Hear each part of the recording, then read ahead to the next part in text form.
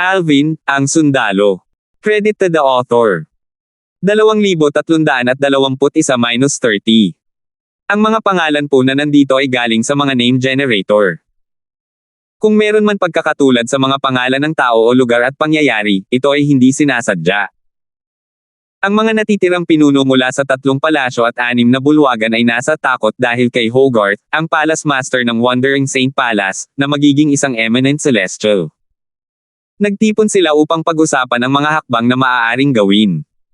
Sino ang mag-aakala na makakakita sila ng 2 sinag ng Pentacolor Sunglow na papaakyat sa langit mula sa Wandering Saint Palace? Natural lang, alam nila ang ibig sabihin nito. May 2 tao sa Wandering Saint Palace na naging eminent celestial. Posible kayang si Nardo, ang Palace Master ng Great Spirit Palace, ang nakaakit ng Celestial Ascension Tribulation at matagumpay itong nalampasan. Nagsimula silang mag-isip-isip. Sa huli, hindi na nila napigilan ang kanilang kuryosidad at nagtungo na sa lupain ng Wandering Saint Palace. Panginoong Guro ng Palasyo. Panginoong Guro ng Bulwagan. Ang pagdating ng iba pang mga pinuno mula sa 3 palasyo at 6 na bulwagan ay natural na nakakuha ng atensyon ng mga matataas na opisyal mula sa 3 palasyo at 6 na bulwagan. Marami sa kanila ang nagsimulang bumati at magbigay galang sa kanilang mga pinuno. Ang Hallmaster ng Ashershin Hall ay isang lalaking nasa katanghaliang gulang na nakadamit na parang isang iskolar. Tumingin siya kay George, isa sa mga Vice Hallmasters, at nagtanong sa malalim na boses, Vice Hallmaster Gongsun, anong nangyayari? Hindi lang si Palace Master Yates ang nakaligtas sa Heavenly Tribulation. Bakit may 2 sinag ng Pentacolor Sunglow? Lord Hallmaster. Sa tingin ko dapat natin itong pag-usapan pagkatapos mong batiin si Lord Patriarch, sabi ni George sa Hallmaster ng Ashershin Hall habang nakatingin sa Patriarch ng Human Devil Clan. Nagulat ang Hallmaster ng Ashershin Hall nang marinig ito. Sinundan ng kanyang mga mata ang linya ng paningin ni George at nakita ang Patriarch ng Human Devil Clan na nakatayo sa isang tagong sulok. Lord Patriarch.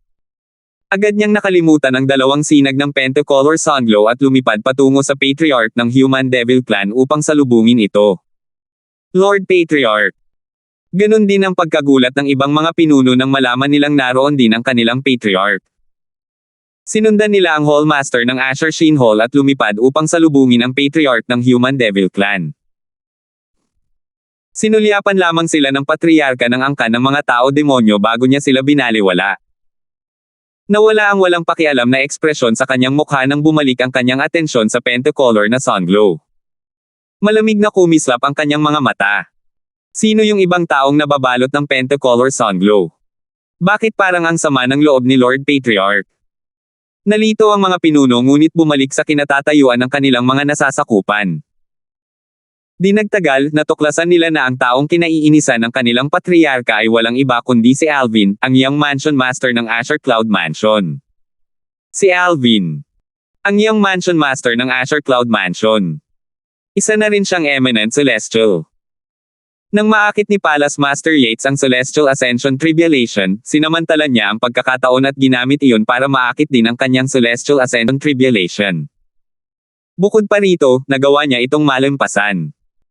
Sa ating kasaysayan, walang sino man ang matagumpay na nakayanan ang kapigatian sa langit sa ilalim ng ganitong mga pangyayari.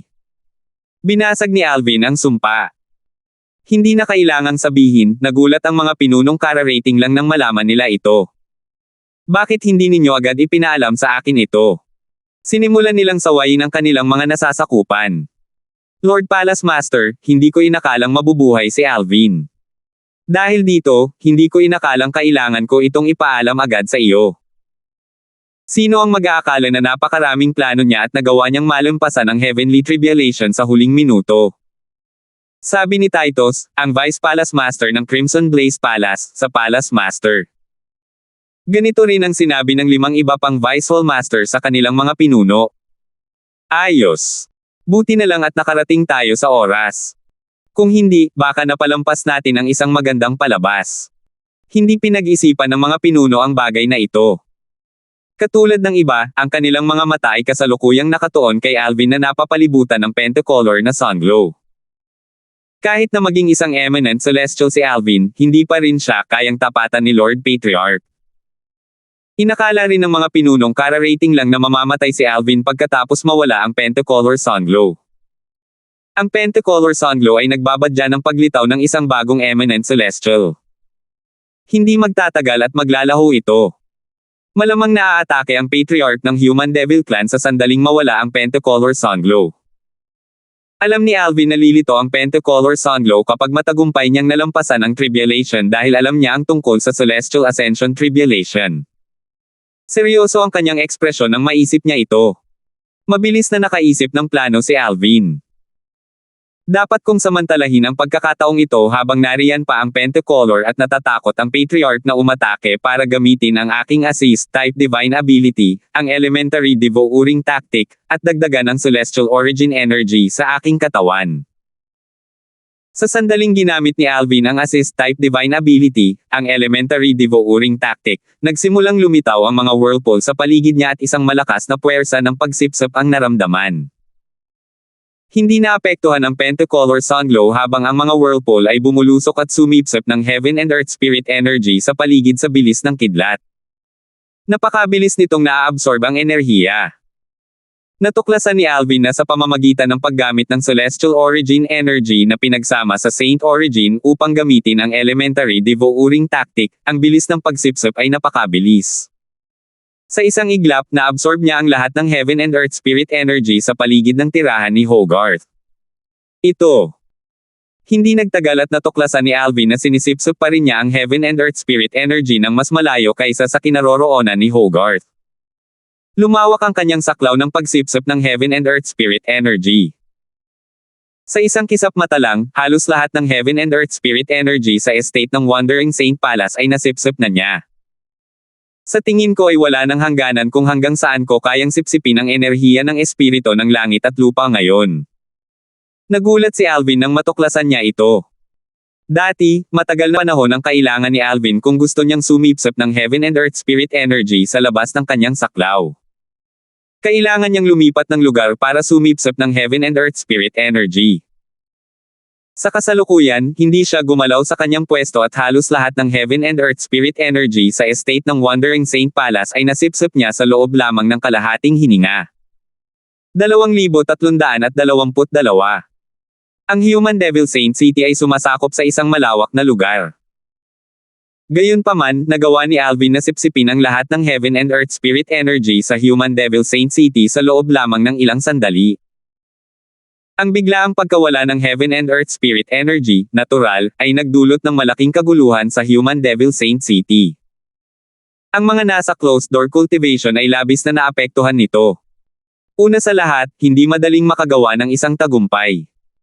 Ngayon na ang kanilang cultivation ay sapilitang naantala, sino ang nakakaalam kung kailan sila makakahanap ng isa pang pagkakataon upang makagawa ng isang tagumpay. Samantala, walang kamalay-malay si Alvin sa kaguluhang idinulot niya sa Human Devil Saint City sa pamamagitan ng paggamit ng Elementary Devouring Tactic. Gayunpaman, kahit alam niya ang epekto at ang kaguluhang idinulot niya, hindi siya makakaramdam ng pagkakasala. Tutal, lahat ng tao sa Human Devil Saint City ay mula sa Human Devil Clan na bahagi ng Devil Clans. Sila ay mga kaaway ng mga tao. Sa ari-arian ng Wandering Saint Palace. Sa sandaling ito, ang Pentacolor Sunglow ay malapit ng maglaho. Bahagyang kumunat ang noo ni Alvin habang iniisip ang sarili, may mali. Sa lohikal na pagsasalita, imposibleng bumuti ng ganito kabilis ang aking Celestial Origin Energy kahit na lumunin ko ang lahat ng Heaven and Earth Spirit Energy sa Human Devil Saint City. Tutal, nasa Lower Province pa rin ako, hindi sa Upper Province. Ang Celestial Origin Energy ay nakahihigit sa lahat ng enerhiya sa mundo. Imposible sana para sa kanya na mapabuti ng husto ang kanyang Celestial Origin Energy sa pamamagitan lamang ng pagsipsip ng lahat ng Heaven and Earth Spirit Energy sa Human Devil Saint City. Maaari ba? Sa sandaling ito, biglang may naisip si Alvin. Mabilis niyang iniabot ang kanyang banal na kamalayan patungo sa puso ng Human Devil Saint City na matatagpuan sa ilalim ng lupa. Nanginig ang kanyang katawan nang matuklasan niya ang dahilan kung bakit bumuti ng husto ang kanyang Celestial Origin Energy. Oo nga. Matapos kong masipsip ang Heaven and Earth Spirit Energy sa Human Devil Saint City, nasipsip ko na ang lahat ng Heaven and Earth Spirit Energy sa Saint Stone Reserve na dating pagmamayari rin ng Asher Cloud Mansion. Dati itong isang malaking Saint Stone Reserve. Ngayon ay mga bato na lang. Ang Saint Stone Reserve ay dating pagmamayari ng Asher Cloud Mansion. Sa Lower Province, tanging ang Saint Stone Reserve sa Mountain Shade Black Market lamang ang maihahambing dito. Hindi ko akalain na mabilis ko itong naubos gamit ang elementary devouring tactic pagkatapos ng maraming taon ng pagiging pinagmumula ng kapangyarihan sa Lower Province. Ang Heaven and Earth Spirit Energy na taglay nito ay mas nakahihigit kaysa sa 100 o 1,000 Human Devil Saint Cities. Sa wakas ay nalaman niya kung bakit ang kanyang Celestial Origin Energy ay bumuti ng husto at napakabilis. Hindi lamang niya nasipsip ang Heaven and Earth Spirit Energy sa Human Devil Saint City, kundi nasipsip din niya ang Heaven and Earth Spirit Energy mula sa Saint Stone Reserve. Ang mga manunood mula sa 3 palasyo at 6 na bulwagan na nakatayo sa paligid nina Alvin at Hogarth ay nagsimulang mag-isip-isip sa isa't isa. Sa sandaling ito, karamihan sa kanila ay nagsimulang mapagtanto na ang enerhiya ng espiritu ng langit at lupa ay lubhang nababawasan. Anong nangyari? Anong nangyayari? Bakit biglang naging ganito kaliit ang Heaven and Earth Spirit Energy? Bahagi ba ito ng penomeno kapag may bagong eminent celestial na lumilitaw? Hindi pwede. Hindi ko pa naririnig ang ganoong bagay. Marahil, ang paglitaw ng 2 eminent celestial ang dahilan nito. Tutal, sa kasaysayan ng Devil Clans, hindi pa tayo nagkaroon ng 2 bagong eminent celestial na lumitaw ng sabay-sabay. Wow! Pinapanood natin ang pagbuo ng kasaysayan sa sandaling ito. Iyon dapat ang dahilan nito. Natural lang, may mga taong mas matalino. Kabilang sa mga taong ito ang patriarka ng angkan ng mga Diablo tao, at ang mga pinuno at matataas na opisyal mula sa 3 palasyo at 6 na bulwagan. Gumamit ba siya ng assist-type divine ability? Tila alam din ito ni Bruno, ang Vice Palace Master ng Great Spirit Palace. Ngumisi ang patriarka ng angkan ng mga tao-demonyo nang makita niya ito. Mukhang alam niyang aatake ako sa oras na mawala ang pentacolor na sunglow, at inihahanda niya ang kanyang sarili. Nakakalungkot na walang saysay iyon. Sumangayon naman ang iba sa kanya. Paano kung handa na siya? Hindi pa rin niya matatakasan ang kamatayan. Dahil ang kalaban niya ay si Lord Patriarch, hindi siya makakaligtas kahit paano niya ihanda ang sarili niya para dito. Ngumisi ang mga pinuno mula sa 3 palasyo at 6 na bulwagan habang nag-uusap sila. Swoosh! Pagkaraan ng ilang sandali, 2 bugzo ng hangin ang nagsimulang umihip habang unti-unting naglaho ang 2 sinag ng pentacolor na sunglow na inilantad sina Alvin at Hogarth. Sa sandaling mawala ang 2 sinag ng pentacolor sunglow, ang matalas na tingin ni Hogarth ay dumapo kay Alvin. Alvin! Ang Saint Origin na may halong Celestial Origin Energy ay nagsimulang gumulong mula sa kanyang katawan sa sandaling ito. Tila siya ay nag-transform bilang isang sinaunang halimaw, handang lumunin si Alvin. Gayunpaman, tuluyan ng hindi pinansin ni Alvin si Hogarth. Hindi man lang niya ito sinulyapan. Sa sandaling nawala ang pentacolor na sunglow, ang kanyang atensyon ay nakatuon lamang sa patriarka ng angkan ng mga tao-demonyo. Alvin, naghanda ka pa nga ng maaga. Sa tingin mo ba talaga ay makakatapat mo ako pagkatapos mong gumamit ng assist-type divine ability? Matawaman na tinitigan ng Patriarch ng Human Devil Clan si Alvin habang nanunuya. Dati, nang matuklasan niyang kayang magbago ni Alvin bilang isang 9-clawed Dragon Warrior, medyo nag-aalala siyang harapin si Alvin kapag naging eminent celestial na ito. Gayunpaman, lahat ng kanyang pangamba ay nawala at naging matapang siya nang makita niyang hindi na kayang magbago ni Alvin bilang isang 9-clawed Dragon Warrior. Paano kung gumamit si Alvin ng assist-type divine ability? Mayroon din siyang mga iyon. Nang marinig ni Alvin ang mga salita ng patriarka, ngumiti siya ng walang pakialam. May kapareha ba para sa iyo? Itinaas niya ang kanyang kamay at ang panandaliang tunog ng pag-ungol ng hangin ay agad na narinig. Sumisirit. Sa sandaling ito, sunod-sunod na alon ng nakakatakot na aura ang dumaloy mula sa katawan ni Alvin. Bago pa man makapag-react ang Patriarch ng Human Devil Clan, may nahawakan na si Alvin at kinaladkad ito paarap sa kanya. Natauhan lamang ang patriarka ng angkan ng mga tao-demonyo nang nasa harap na niya ang tao. Agad na nagbago ang ekspresyon ng kanyang mukha nang makita niya ito. Si Hogarth, ang Palace Master ng Wandering Saint Palace, ay namutla nang mabawi ang kanyang katinoan. Ito. Mula simula hanggang katapusan, hindi niya nakitang gumalaw si Alvin. Ang taong nahuli ni Alvin ay walang iba kundi si Nardo, ang Palace Master ng Great Spirit Palace. Napakadali niyang nahuli na parang pas ang nakikipaglaro sa daga. Nagsimula na ring bumalik sa dati ang katinoan ng iba. Nanggigigil at namangha silang nanood habang si Nardo na nakaluhod ay nahihirapang tumayo. Para silang nakakita ng multo. Sa mga taong naroroon, ang taong nakaramdam ng pinakamasamang pakiramdam ay walang dod ang si Nardo, ang Palace Master ng Great Spirit Palace. Ilang sandali pa ang nakalipas, nang itinaas ni Alvin ang kanyang kamay sa ere, naramdaman niya ang isang walang kapantay na enerhiya na bumabalot sa kanya bago pa man siya makareact. Pinigilan ng walang kapantay na enerhiya ang kanyang Saint Origin habang hinihila siya nito paarap. Wala na siyang magawa. Nang makabawi siya ng kanyang katinoan, natagpuan niya ang kanyang sarili sa ibang lokasyon nang pilitin siyang mapaluhod ng walang kapantay na enerhiya. Ang taong nakatayo sa harap niya ay ang taong nais niyang mamatay. Ito ay si Alvin, ang young mansion master ng Azure Cloud Mansion. Galit na galit siya. Pinagdikit niya ang kanyang mga ngipin at sinubukang tumayo, ngunit nabigo siya ng labis. Sa ilalim ng walang kapantay na enerhiya, hindi niya man lang maikilos ang kanyang Saint Origin. Paano ito nangyari? Kahit gaano pa kalakas ang isang eminent celestial, hindi niya ako dapat malampasan ng ganoon kadali. Bukod sa pagkabigla, mabilis na tumaas ang takot sa puso ni Nardo. Ang lakas ni Alvin matapos maging isang eminent celestial ay malinaw na mas malakas kaysa sa karaniwan. Paano nangyari ito? Si Palace Master Shiva talaga iyan ng Great Spirit Palace. Nako! Lumakas na si Alvin. Ito na ba ang lakas ng isang eminent celestial? Hindi. Walang dod ang makapangyarihan ng isang eminent celestial, pero hindi dapat hanggang dito. Tutal, si Palace Master Shi ay isa pa ring powerhouse sa 9th form ng Saint Celestial Stage na halos ganap ng nakakaintindi ng langit at lupa. Gaano man kalakas ang eminent celestial, imposibleng madaig nila siya ng ganoon kadali. Isang takot na ekspresyon ang makikita sa mga mukha ng mga mula sa 3 palasyo at 6 na bulwagan habang sila'y nag-uusap. Maririnig sa kanilang mga boses ang gulat at hindi makapaniwala.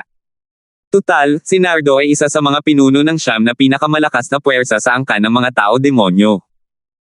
Gayunpaman, para siyang langgam sa harap ng young mansion master ng Azure Cloud Mansion.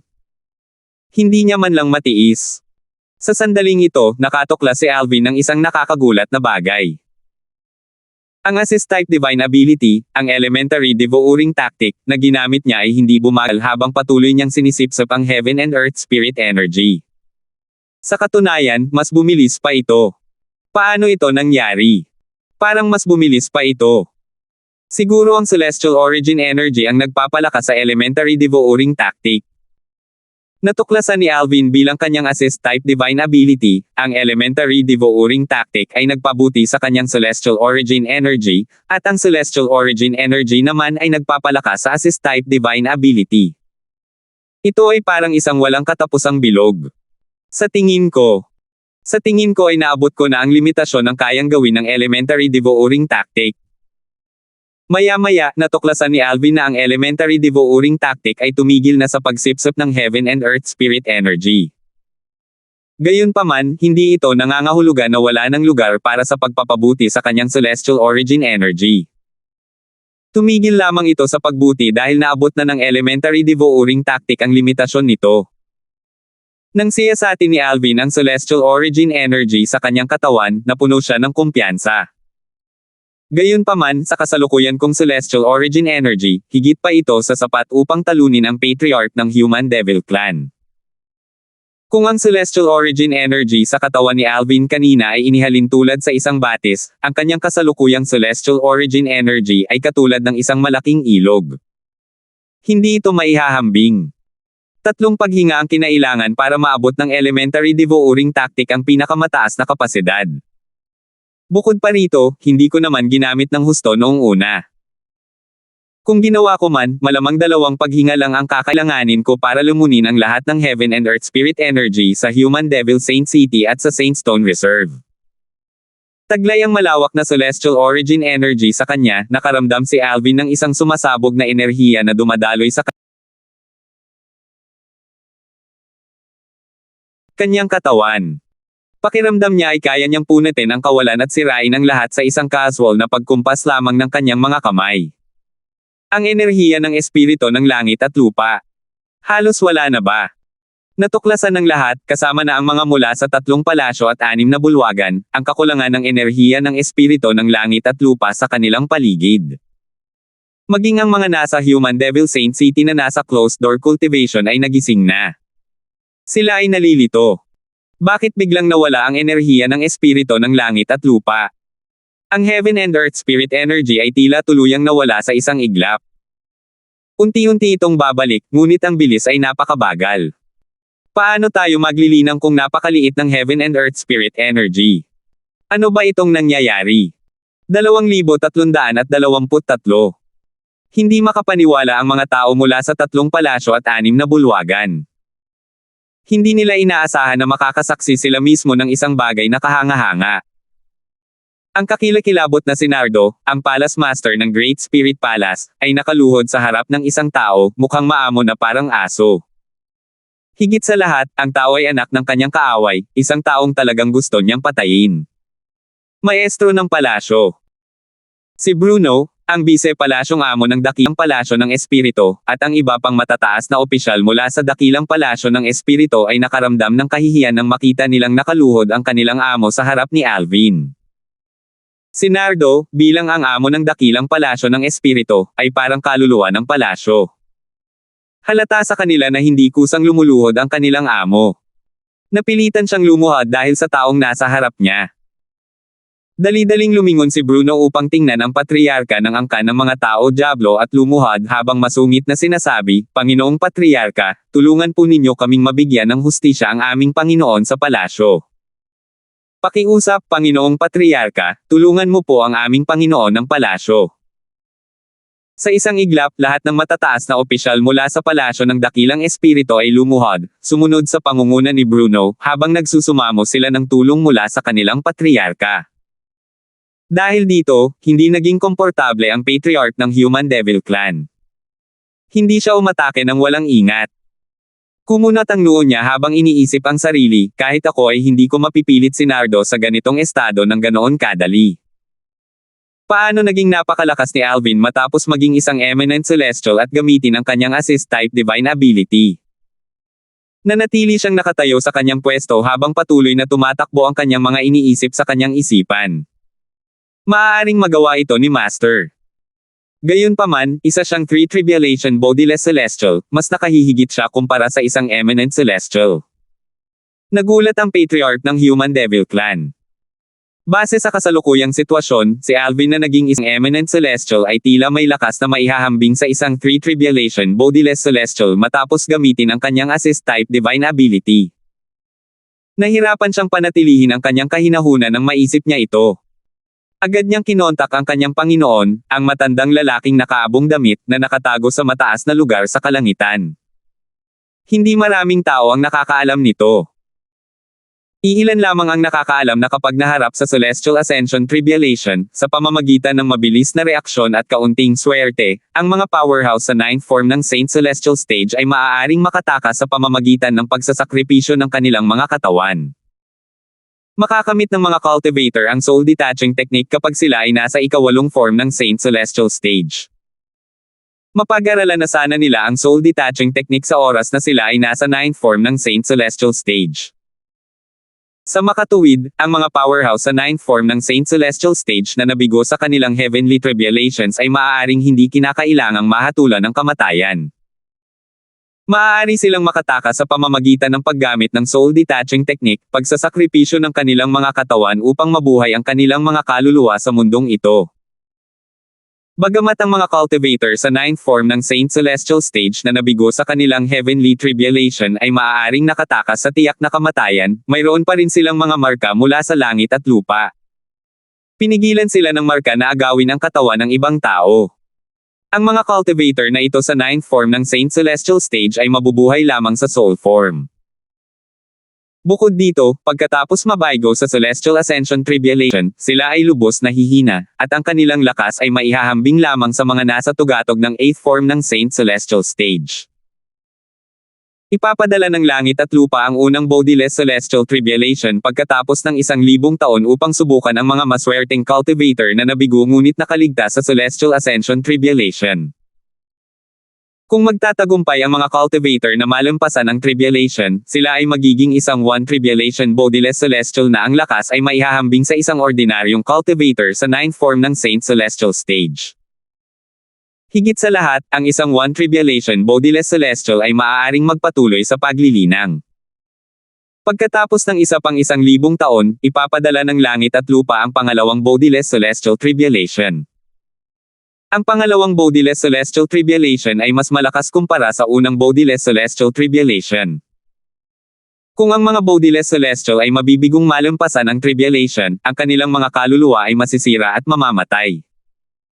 Gayunpaman, kung madaig nila ang pangalawang bodiless celestial tribulation, sila ay magiging isang two tribulation bodiless celestial.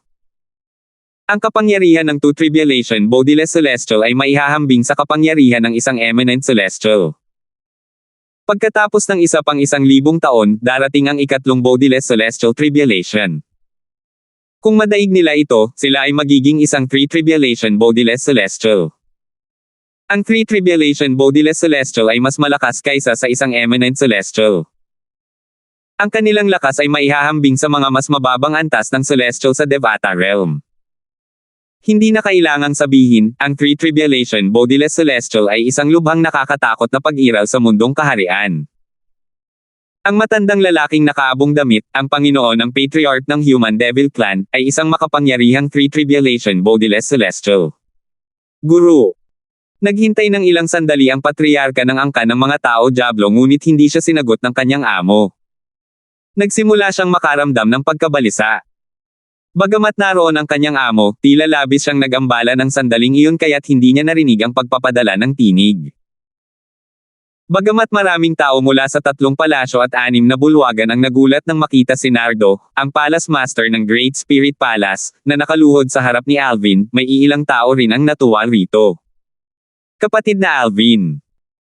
Nang makita ni Kelly na matagumpay na nalampasan ni Alvin ang kapigatian sa langit at naging isang eminent celestial, isang nakasisilaw na ngiti ang lumitaw sa kanyang mukha at ang kanyang mga mata ay punong-puno ng luha.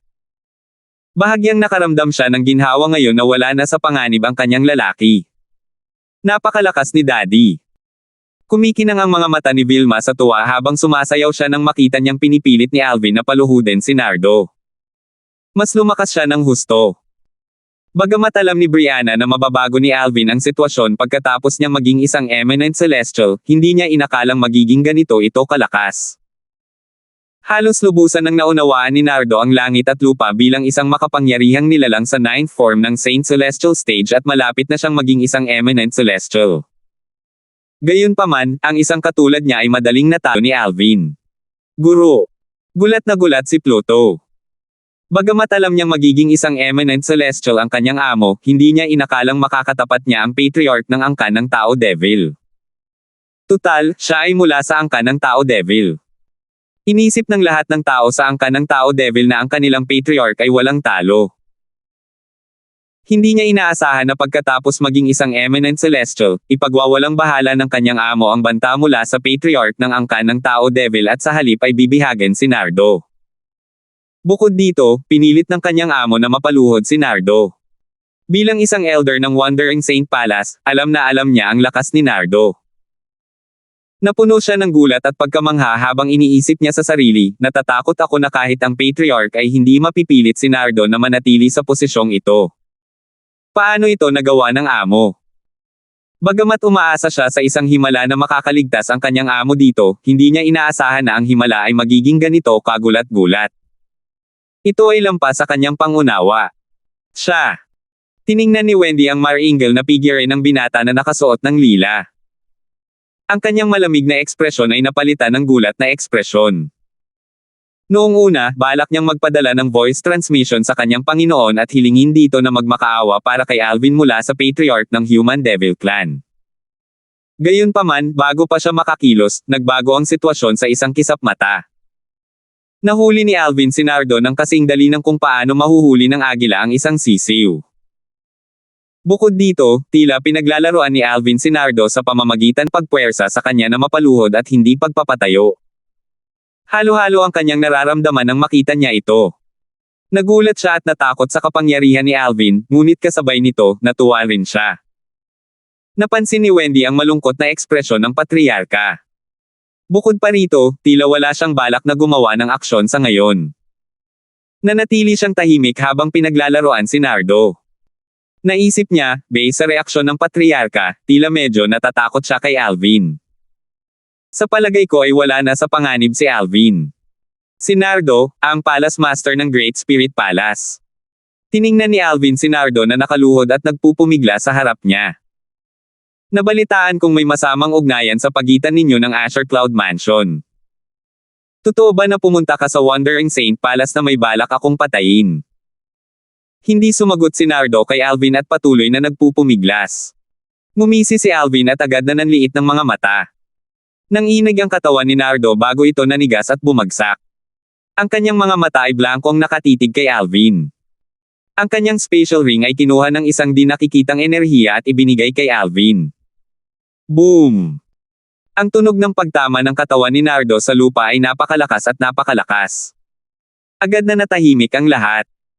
Patay na si Nardo, ang Palace Master ng Great Spirit Palace. 2324. Nakita ng mga tao mula sa 3 palasyo at 6 na bulwagan ang bangkay ni Nardo, ang Palace Master ng Great Spirit Palace, ngunit hindi nila nakita kung paano ito namatay. Kahit ang Patriarch ng Human Devil Clan ay hindi nakita kung paano pinatay si Nardo. Gayunpaman, isang bagay ang tiyak. Si Alvin ang pumatay kay Nardo. Maestro ng palasyo. Napasigaw sa kalungkutan si Vice Master ng palasyo na si Bruno at ang mga matataas na opisyal ng dakilang espiritu nang makita nilang pinatay ang kanilang amo.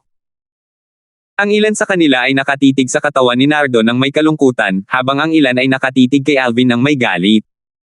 Gayunpaman, hanggang dito na lang ang kanilang lakas ng loob na ipakita ang kanilang galit. Ano pa ba ang magagawa nila? Kaya ba nilang sumugod at labanan si Alvin? Bagamat sila ay nagalit, hindi pa ito umabot sa puntong nawala na sila ng lahat ng katwiran. Napakadali lang ba niyang napatay? Ang mga miyembro ng 3 palasyo at 6 na bulwagan ay tumingin kay Alvin nang may takot na ekspresyon sa kanilang mga mukha matapos silang makabawi mula sa pagkabigla. Takot na takot sila sa taong ito na pumatay sa Palace Master ng Great Spirit Palace ng napakadali. Bukod dito, ginawa niya ito noong naroon ang Patriarch ng Human Devil Clan. Lubos niyang binaliwala ang Patriarch ng Human Devil Clan at pinatay si Nardo. Dahil dito, napagtanto nilang lahat na si Alvin ay kasing lakas ng kanilang Patriarch, kung hindi man mas malakas. Malamang na napagtanto rin ito ng kanilang Patriarch. Kung hindi, sana ay inatake at napatay na niya si Alvin sa halip na tumahimik at panoorin habang pinapatay ni Alvin ang isang makapangyarihang tao mula sa Human Devil Clan. Paano ito nangyari? Paano siya naging ganito kalakas? Si Fredo, ang Vice Palace Master ng Wandering Saint Palace, na nakatayo sa tabi ni Wendy ay tumingin kay Alvin nang hindi makapaniwala. Nahihirapan pa rin siyang tanggapin na totoo ang nangyari. Patriarch Yang. Isang walang pakialam na boses ang biglang umalangaw-ngaw sa hangin. Umalangaw-ngaw ang boses sa katahimikan. Ang may-ari ng boses ay walang iba kundi ang taong kakapatay lang kay Nardo at kumuha ng kanyang spatial ring, si Alvin. Sa kasalukuyan, ang kanyang mga mata ay nakatuon sa Patriarch ng Human Devil Clan. Ang pangalan ng patriarka ng angkan ng mga tao Diablo ay Zentor Yang. 4 na taon na ang nakalilipas, nang kararating pa lamang ni Alvin sa lungsod ng mga banal na tao Diablo, narinig niya ang mga taong nag-uusap tungkol sa patriarka ng angkan ng mga tao Diablo ng higit sa isang beses. Doon niya nalaman ang pangalan ng patriarka. Kung tama ang pagkakatanda ko. Mahinahong sabi ni Alvin habang nakatingin kay Zentor, ang Patriarch ng Human Devil Clan. Patriarch Yang, hindi mo ba ako tinanong kanina kung sa tingin ko ay may kakayahan akong talunin ka dahil lang sa ginamit ko ang aking assist-type divine ability? Sinuri niya si Zentor habang nagsasalita ng may pangungutya. Nakaramdam ng hiya si Zentor sa mga sinabi ni Alvin. Gayunpaman, hindi siya tumugon sa mga sinabi ni Alvin. Tiniis niya lamang ito at bumaantong hininga sa kanyang kasawian. Patriarch Yang, mukhang hindi mo itatanggi na tinanong mo ito kanina. Ngumiti si Alvin sa kawalan ng tugon ni Zentor. Ang kanyang ngiti ay kasing liwanag ng araw sa umaga. Gayunpaman, biglang nawala ang kanyang ngiti at napalitan ng malamig na ekspresyon. Sasagutin na kita ngayon, Patriarch Yang. Sa tingin ko ay kaya kitang talunin. Maraming tao ang nakarinig ng lamig sa boses ni Alvin at nakaramdam ng kilabot sa kanilang mga gulugod. Umalangaw-ngaw sa pandinig ng mga tao mula sa 3 palasyo at 6 na bulwagan ang pahayag ni Alvin, dahilan para agad na dumilim ang kanilang mga ekspresyon. Isang provokasyon. Isa itong deklarasyon ng digmaan. Nakikita ng lahat mula sa 3 palasyo at 6 na bulwagan na sadyang ginagalit ni Alvin ang kanilang patriarka. Sa susunod na sandali, patayin mo siya, Panginoong Patriarka. Ang lakas ng loob mong insultuhan at galitin ang aming patriarka. Hinahanap mo ang kamatayan. Maraming tao ang nagalit. Nagsimula silang sumigaw ng paisa-isa at tumingin sa kanilang patriarka ng may pag-asa na nagniningning sa kanilang mga mata. Umaasa silang makikipagtunggali ang kanilang patriarka kay Alvin at papatayin ito. Karamihan sa mga taong ito ay mga disipulo mula sa Wandering Saint Palace. Bagamat nagalit ang mga matataas na opisyal ng Wandering Saint Palace at ang mga matataas na opisyal mula sa 3 palasyo at 6 na bulwagan sa pang-aasar ni Alvin, nanatiling tahimik sila dahil pinaghihinalaan nila na si Alvin ay kasing lakas, o mas malakas pa nga, ng kanilang patriarka. Tanging ang mga disipulo ng Wandering Saint Palace na may mababang cultivation base at mahinang pagpapasya ang nag-isip na ang kanilang patriarch ay walang talo. Matapos ang ilang sandali, sa wakas ay napasigaw si Zentor, ang patriarka ng angkan ng mga tao-demonyo. Alvin, huwag kang masyadong mayabang. Puno ng galit ang kanyang boses, at napakalakas nito na nagdulot ng pagdurugo ng ilang tao mula sa kanilang mga tainga. Mayabang. Napatawa si Alvin nang marinig ang mga salita ni Zentor at napangiti. Patriarch Yang, plano kong maging mayabang ngayon. Ano ang gagawin mo tungkol dito? Dapat ba tayong maglaban para makita natin kung gaano kalakas ang patriarch ng Human Devil Clan? Malamig na kumislap ang kanyang mga mata nang tumingin siya kay Zentor, dahilan para lalong magalit si Zentor. Walang dadang ang kanyang mga salita ang naglagay kay Zentor sa mainit na upuan. Malaki ang ipinagbago ng ekspresyon ni Zentor, at naging malamig ang kanyang tingin. Alvin. Sabi niya, sa tingin mo ba talaga ay wala ka ng talo ngayon? Sa tingin mo ba talaga ay wala nang mas malakas pa sa paligid? Nabigo ang mga disipulo ng Wandering Saint dahil tila walang balak ang kanilang patriarka na labanan si Alvin sa kabila ng kanyang galit na mga salita. Dahil dito, napagtanto ng mga disipulo na ang kanilang patriarka ay walang kumpiyansa na matatalo si Alvin sa kanyang kasalukuyang kalagayan. Kung hindi na kailangang sayangin ang napakaraming salita, at malamang ay umatake na ang kanilang patriarka. Natawa si Alvin sa mapang-uyam na mga salita ni Zentor. Patriarch Yang, ako, si Alvin, ay hindi kailanman nagsabing hindi ako matatalo. Gayunpaman, nagtataka ako. Sa tingin mo ba ay matatalo mo ako? O ang taong iyon ang tinutukoy mo? Pagkasabi niya noon, tumingin siya sa langit. Ang kanyang tingin ay dumapo sa isang figure na nakatago sa likod ng mga ulap. Ang taong iyon. Pagkatapos magsalita ni Alvin at tumingin sa langit, lahat, kabilang sina Kelly, Vilma, at Brianna, ay nagtaas ng kanilang mga ulo at tumingin din sa langit. May iba pa bang nandito? Sino iyon? Base sa mga sinabi ni Alvin, ang taong iyon ay dapat na isang eminent celestial kahit papaano. Iisa lang ang eminent celestial sa ating Human Devil Clan, di ba?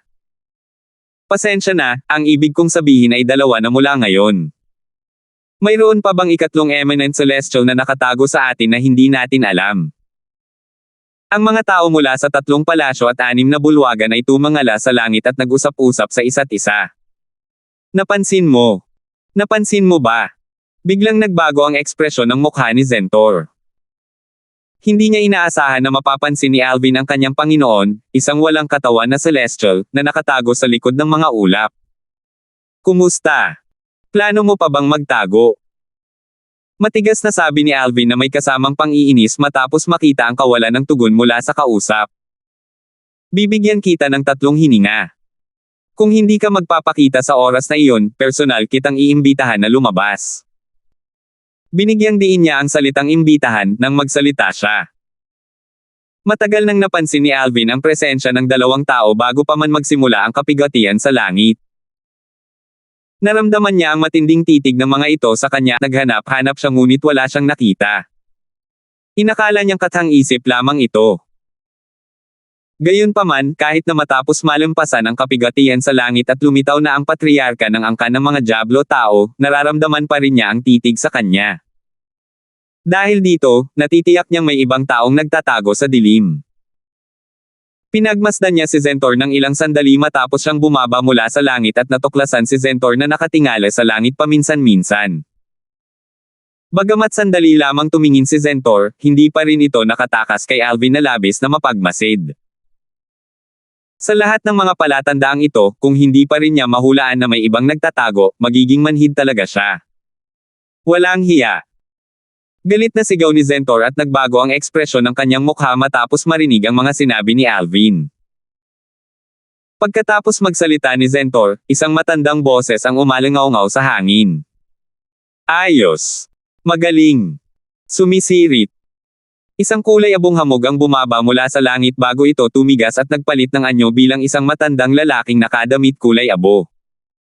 2,325. Ang matandang lalaking nakaabong damit ay may puting kilay at ang kanyang mukha ay puno ng mga kulubot. May hawak siyang lumang tungkod. Mukha siyang ordinaryong tao. Gayunpaman, batay sa kanyang hitsura, halata sa lahat ng naroroon na hindi siya isang ordinaryong tao. Natuon ang atensyon ng lahat sa matandang lalaking nakaabong damit, sinusubukang alamin ang kanyang pagkakakilanlan ng isang boses na puno ng paggalang ang umalingaw sa hangin. Guru. Nagulat ang lahat, kasama na si Alvin.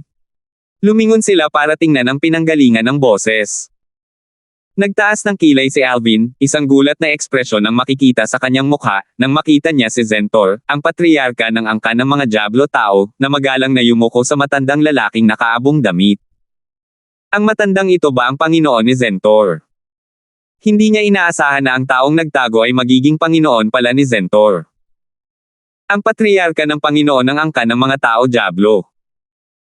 Kitang-kita ang takot sa mga mata ni Kelly, Vilma, at Brianna nang malaman nila ang tungkol sa pagkakakilanlan ng matandang lalaking nakaabong damit. Ang patriarka ng angkan ng mga tao Diablo na isang eminent celestial ay napakalakas na, gaano pa kaya kalakas ang kanyang Panginoon. Nanlaki ang mga mata ni Brianna nang may maisip siya. Maaari ba itong? Maya-maya, umiling siya. Imposible. Ang mga taong nasa ganoong antas ay dapat na nakatuon sa pagdaig sa kapigatian sa langit na dumarating bawat 1,000 taon. Samantala, nang makita ng mga tao mula sa 3 palasyo at 6 na bulwagan ang kanilang patriarka na tinatawag ang matandang lalaking nakaabong damit bilang Panginoon, lahat sila ay namutla sa gulat. Panginoong Patriarka. Isang elder mula sa Asher Shin Hall ang bumulong sa sarili, sa pagkakaalam ko, iisa lang ang master ni Lord Patriarch. Mga 3,000 taon na ang nakalilipas, nabigo ang kanyang master sa Celestial Ascension Tribulation. Bagamat mahina ang kanyang boses, napakalakas ang tunog nito dahil tahimik ang buong lugar sa sandaling ito. Panginoon ng Panginoong Patriarka. Hindi ba't ang Panginoon ng Panginoong Patriarka na si Norris Lord ay isang sikat na makapangyarihang nilalang sa 9th form ng Saint Celestial Stage 3,000 taon na ang nakalilipas? Nabalitaan ko rin ang tungkol sa amo ng Lord Patriarch. Gayunpaman, hindi ba't nabigo siya sa kanyang Celestial Ascension Tribulation 3,000 taon na ang nakalilipas? Paano siya nagpakita ngayon? Hindi ko alam. Anong nangyayari? Baka ito ang isa pang Panginoon ng Panginoong Patriarka. Hindi ko talaga alam kung ano ang nangyayari. Nagsimulang mag-usap ang mga tao mula sa 3 palasyo at 6 na bulwagan nang marinig nila ang mga salita ng matanda mula sa Asher Shin Hall. Sa kabilang banda, ang 8 pinuno mula sa 3 palasyo at 6 na bulwagan at si Bruno, ang pangalawang maestro ng dakilang palasyo ng espiritu, ay may takot na ekspresyon sa kanilang mga mukha nang tumingin sila sa matandang lalaking nakaabong damit. Bilang mga pinuno ng 3 palasyo at 6 na bulwagan, natural lamang na alam nila ang mga bagay na hindi alam ng karamihan. Si Hogarth, na kamakailan lamang naging isang eminent celestial, ang unang nakabawi. Yumuko siya sa matandang lalaking nakaabong damit ng may paggalang habang sinasabing, pagbati, Senior Lord. Hindi nagtagal at ang 7 pinuno ng 3 palasyo at 6 na bulwagan, kasama na si Bruno, ang pangalawang maestro ng dakilang espiritu, ay sumunod sa mga yapot ni Hogarth at binati ang matandang lalaking nakaabong damit. Pagbati, Senior Lord. Ang kanilang mga boses ay naglalaman ng pagkamangha at paggalang. Kung tutuusin, ang matandang lalaking ito na nakaabong damit ay hindi isang simpleng tao. Sa katunayan, mas malakas siya kaysa sa isang eminent celestial.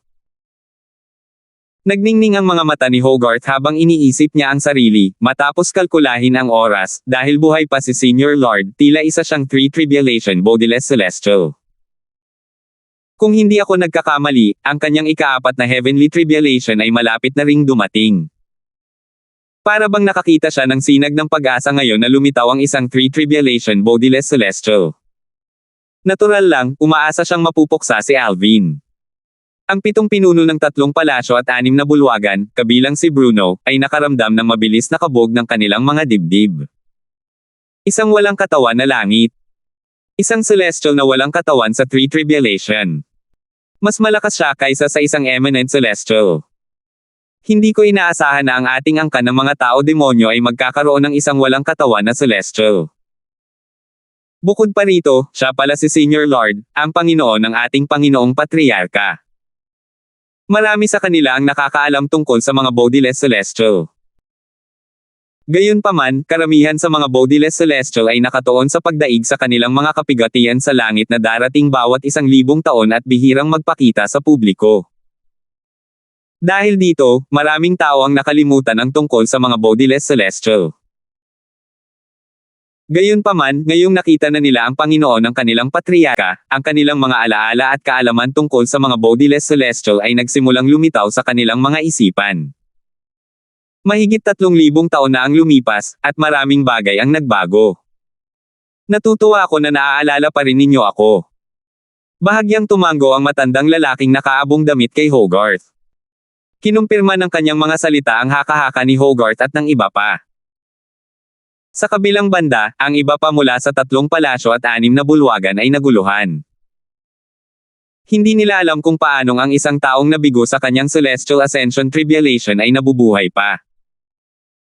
Kung tutuusin, naniniwala silang kamatayan lamang ang naghihintay sa mga nabigo sa kanilang Celestial Ascension Tribulation. Mahigit 3,000 taon na ang lumipas, at maraming bagay na ang nagbago. Ito. Mukhang kinakausap niya si Hogarth. Natutuwa ba siya na naaalala pa rin nila siya? Kanina, tinawag siya ni Hogarth at ng iba pa bilang Senior Lord.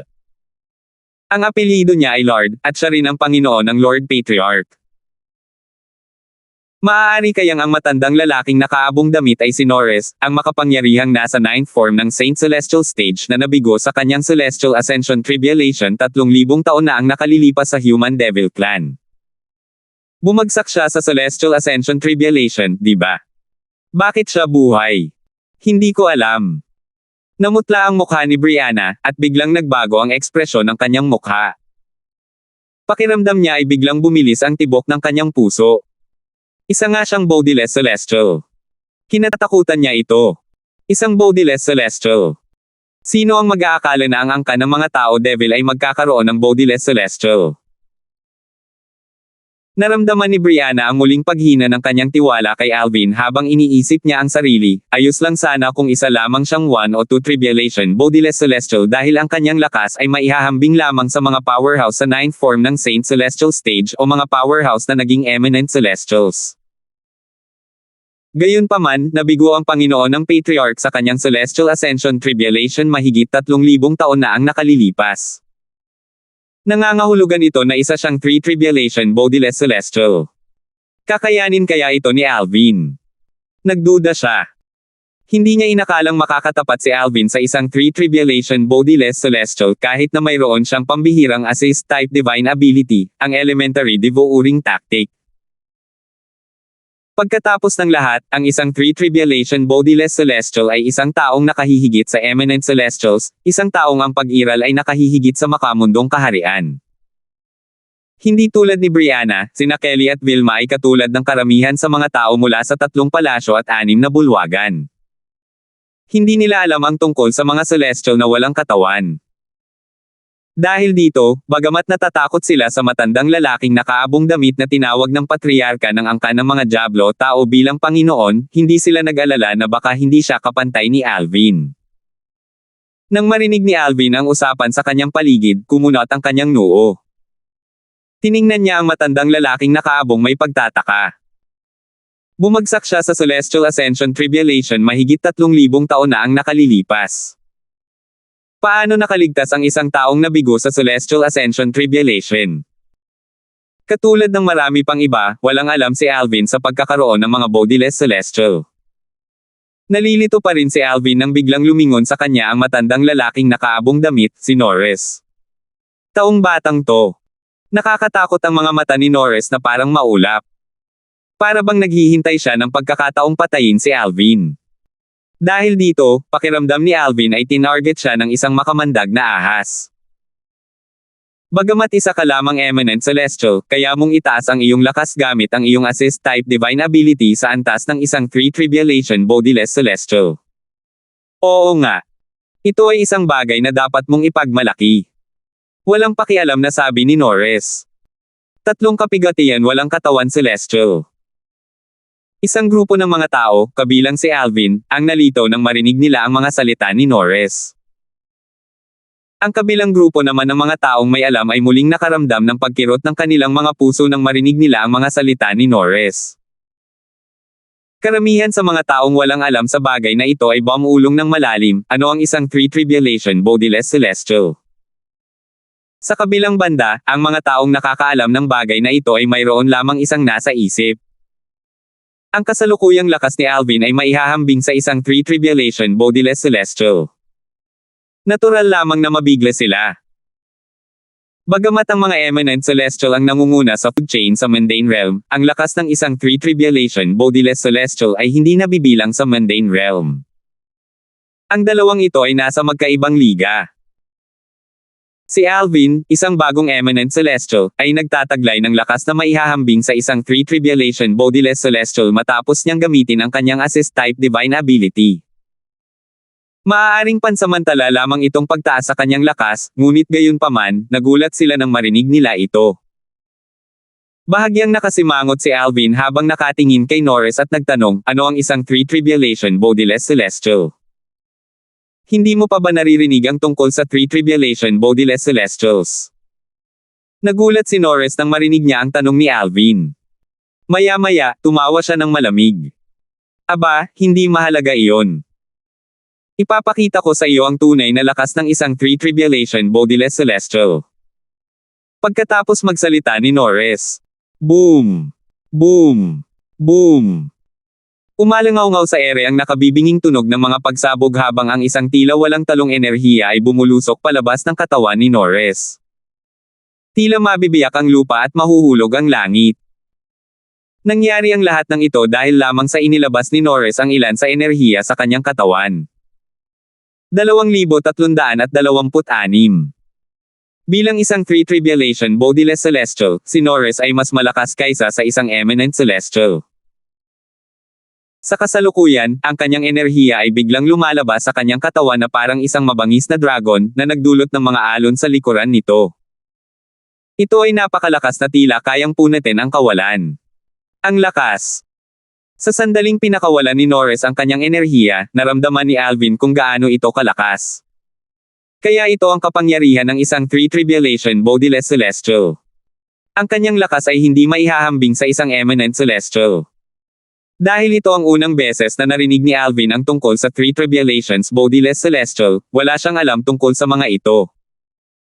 Gayunpaman, isang bagay ang tiyak, alam niya kung gaano kalakas ang mga ito nang maramdaman niya ang enerhiyang lumabas mula sa katawan ni Norris.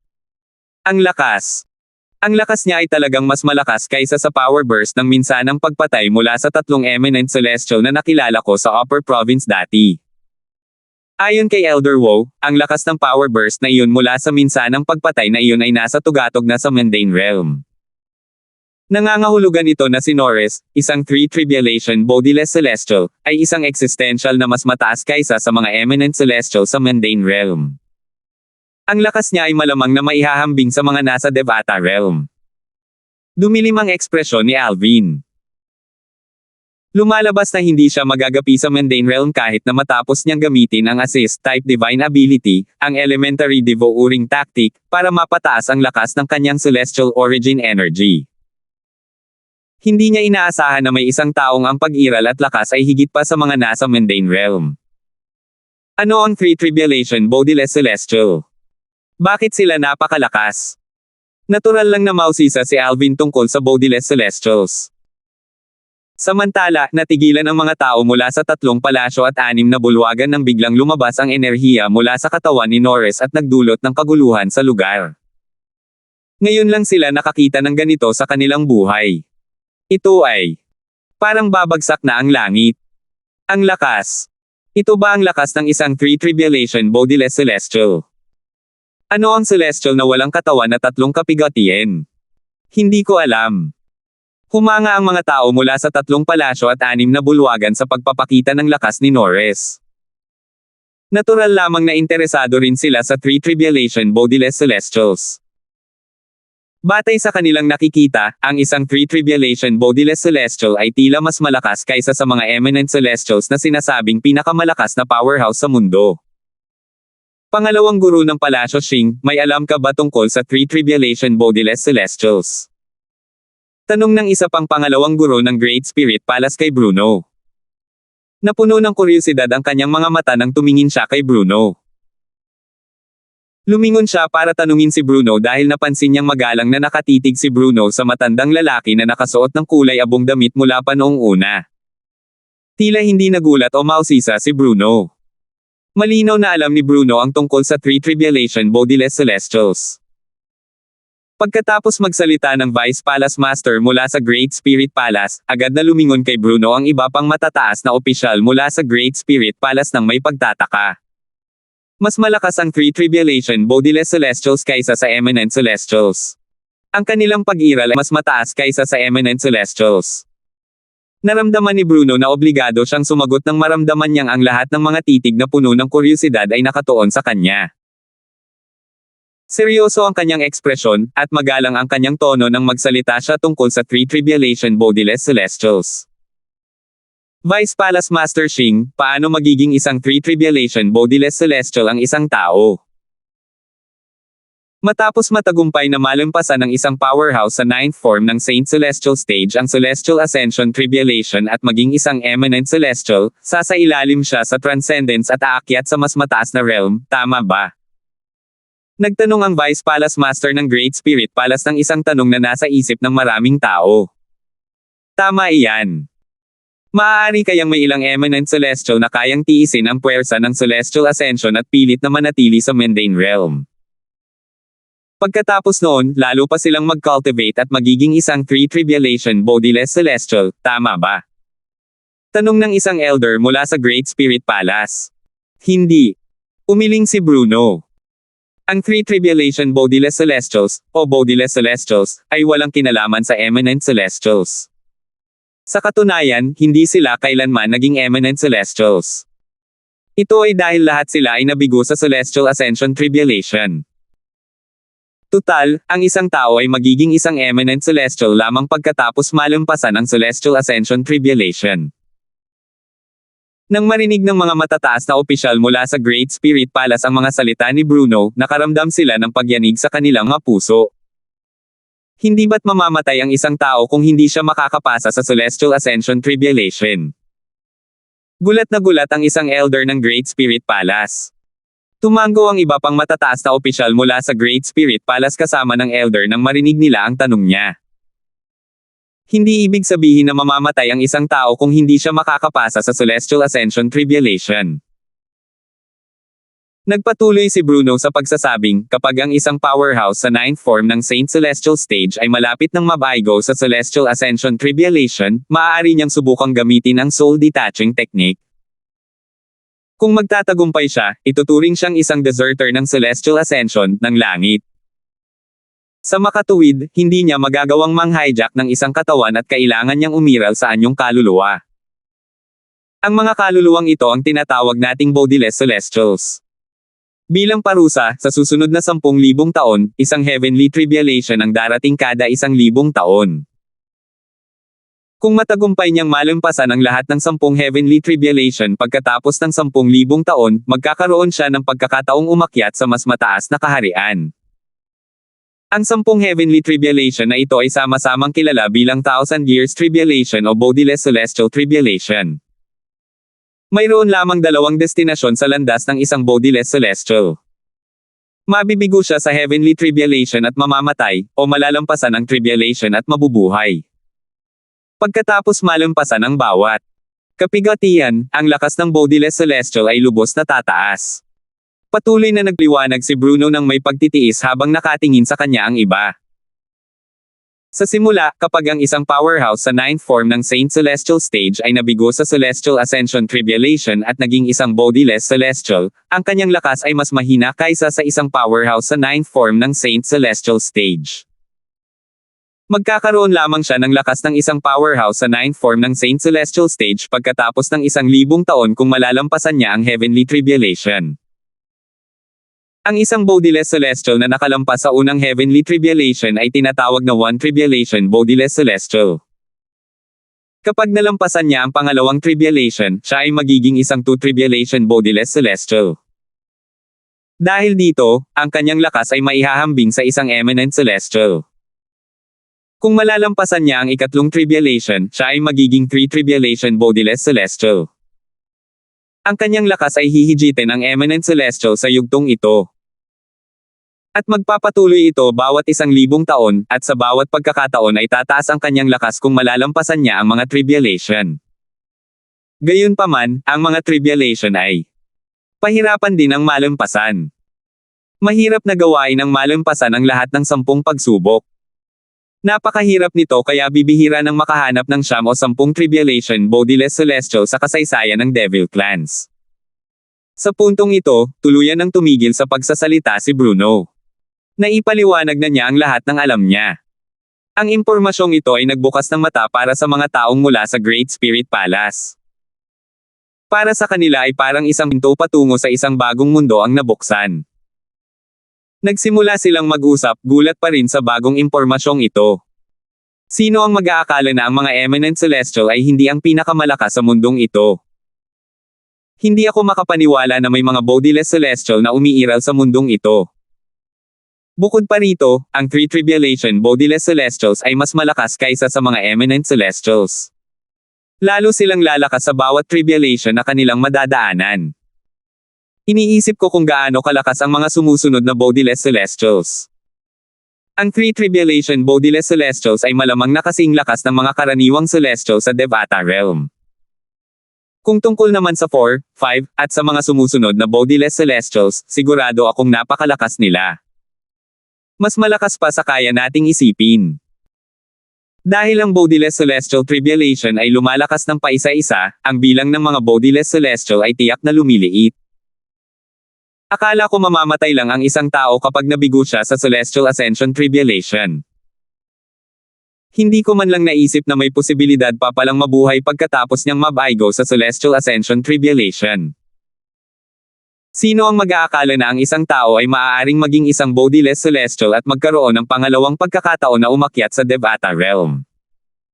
Bulalas ng isang elder mula sa Great Spirit Palace. Hindi madaling makakuha ng pangalawang pagkakataon para umangat.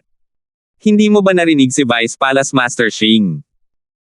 Sabi niya, bihirang marinig na ang isang 9 tribulation bodiless celestial ay makakalampas sa ika-10 bodiless celestial tribulation. Batay sa mga salita ni Vice Palace Master Shing, tila mahirap malampasan ang bodiless celestial tribulation. Natatakot ako na maraming bodiless celestial ang namatay sa paghahangad ng pangalawang pagkakataong ito. Narinig ni Alvin ang paliwanag ni Bruno. Labis siyang nagulat. Hindi ko alam na may mga celestial na walang katawan na umiiral sa mundong ito. 2,327. Hindi malakas ang boses ni Bruno nang magsalita siya. Gayunpaman, dahil sa sobrang katahimikan nito, maraming tao, kabilang na si Alvin, ang nakarinig ng kanyang paliwanag. Bodiless Celestial. Sa wakas ay natuklasan ni Alvin na ang isang tao ay magiging isang bodiless celestial kung siya ay mabibigo ngunit makakaligtas sa Celestial Ascension Tribulation. Ang mga bodiless celestial ay mas malakas kaysa sa mga eminent celestial. Sa totoo lang, ang mga nasa 3 tribulation bodiless celestial o mas mataas pa ay mas malakas kaysa sa mga eminent celestial. Bukod dito, mas maraming paghihirap ang matagumpay na nalampasan ng isang bodiless celestial, mas magiging malakas siya. Sa katunayan, ang kanyang lakas ay maaaring maging kasing lakas ng mga celestial mula sa Devata realm. Walang alinlangan na ang mga salita ni Bruno ay nagbukas ng pinto sa isang bagong mundo para sa kanya. Nang marinig ito ni Kelly at Vilma, hindi nila maiwasang mag-alala muli tungkol kay Alvin. Mas malakas ba ang 3 tribulation bodiless celestials kaysa sa eminent celestials? Dati, inakala nilang ang Panginoon ng Patriarka, si Norris, ay isa lamang napakalakas na eminent celestial. Hindi nila inaasahan na ito ay isang taong ang pag-iral ay mas mataas kaysa sa eminent celestials. Ang malamig na ekspresyon ni Wendy ay napalitan ng malungkot nang marinig niya ito. Akala niya ay makakatakas si Alvin dahil tila mas malakas ito kaysa sa Patriarka ng angkan ng mga tao-demonyo. Walang katawan na celestial. Sino ang mag-aakala na ang pagdating ng Panginoon ng Patriarka ng angkan ng mga tao-demonyo ay muling magbabago sa sitwasyon? Bukod dito, ang Panginoon ng Patriarka ay isang walang katawan na celestial ng 3 kapigatian na mas malakas kaysa sa isang eminent celestial. Guru. Kapatid na Alvin. Parehong nakakaramdam ng pagkabalisa sina Pluto at Aseng sa sandaling ito. Para silang nakaupo sa isang roller coaster. Ngumisi si Fredo. Hindi ako makapaniwala na buhay pa ang amo ng Lord Patriarch. Mas mahirap paniwalaan na isa siyang 3 tribulation bodiless celestial na ang lakas ay higit pa sa eminent celestials.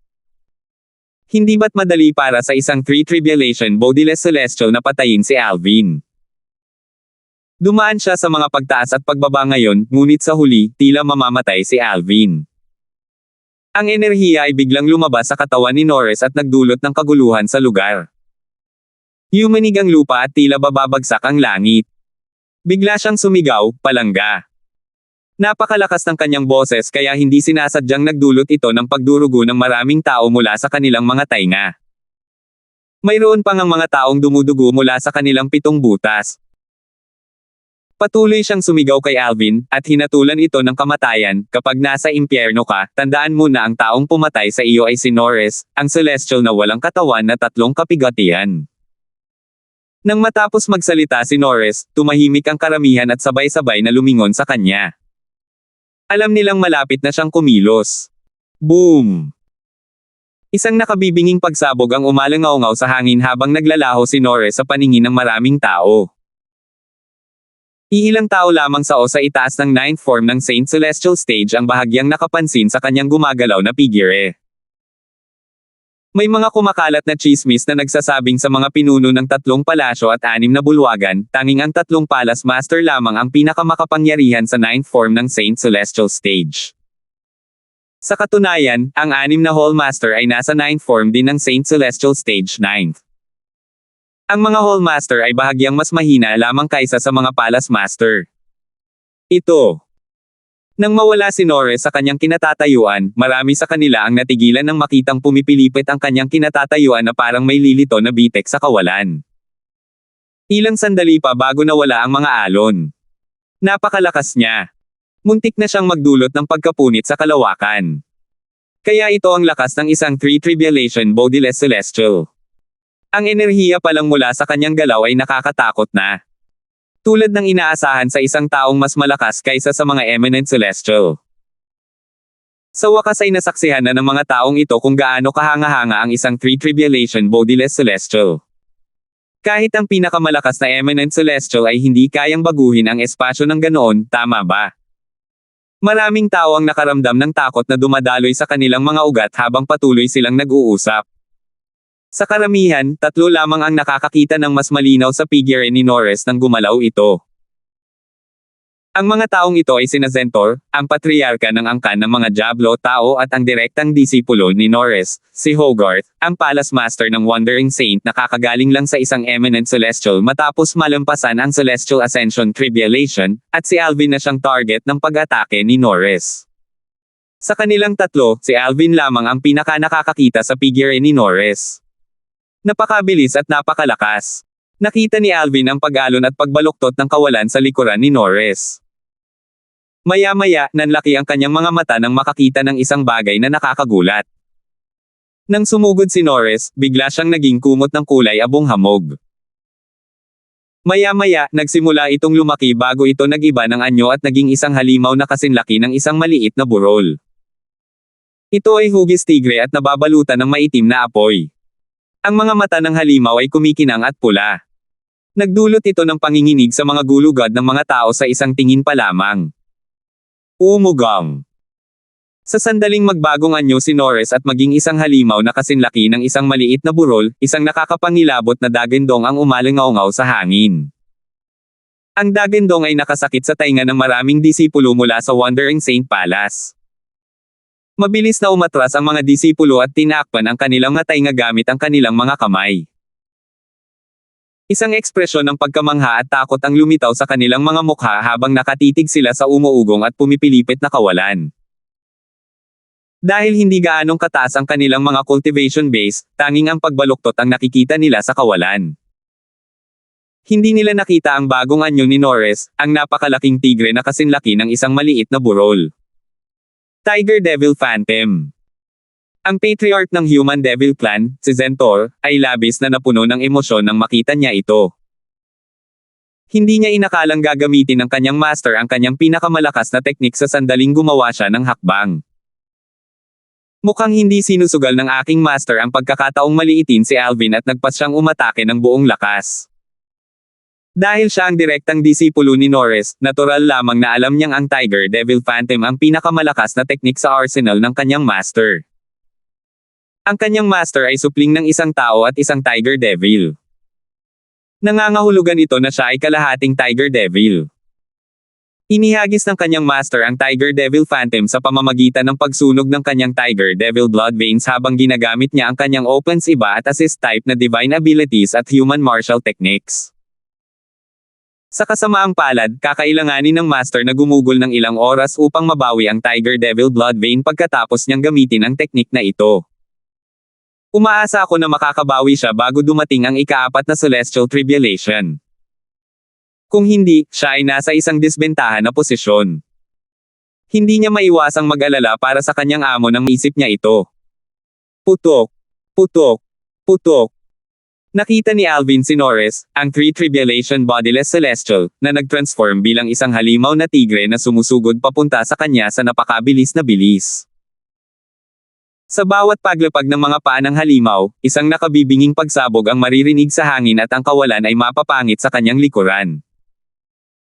Sa katunayan, kung titingnan ng mas malapitan, makikita ang mga bakas ng paa sa hangin kung saan siya tumuntong. Hangin. Hindi lupa. Madaling mag-iwan ng marka sa lupa, ngunit gaano kalakas ang isang tao para mag-iwan ng marka sa hangin. Kahit ang pinakamalakas na eminent celestial ay hindi kaya nito. Sa isang kisap mata lamang, si Norris, na nagpalit ng anyo bilang isang halimaw, ay wala pang 100 metro ang layo mula kay Alvin. Ang kanyang mga mata ay kumikinang na parang mga ruby, ito ay lubhang nakasisilaw.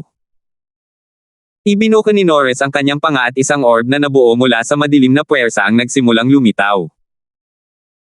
Ang aura nito ay napakamapanira na parang kaya nitong sirain ang lahat. Mamatay. Umungol si Norris. Swoosh!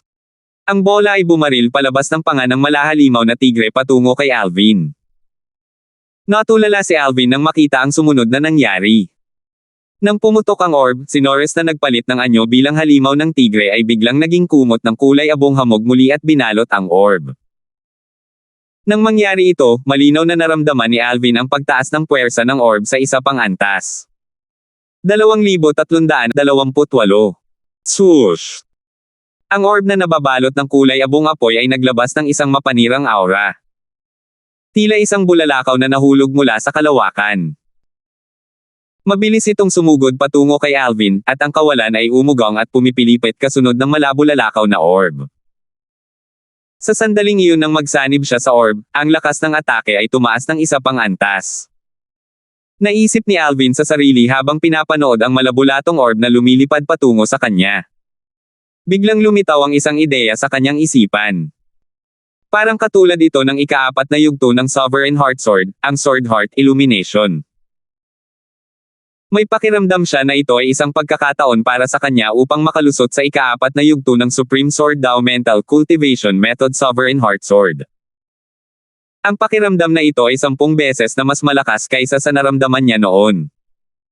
Dahil dito, nawala siya sa kanyang mga iniisip ng ilang sandali. Samantala, ang mapaminsalang malabo-late na orb na nababalot ng kulay abong apoy ay papalapit ng papalapit kay Alvin. Mabilis siyang nakabawi, ang kanyang puso ay mabilis na kumakabog sa kanyang dibdib nang maramdaman niya ang lubhang nakakatakot na aura ng orb. Nang maramdaman niya ang aura, nakaramdam siya ng pressure.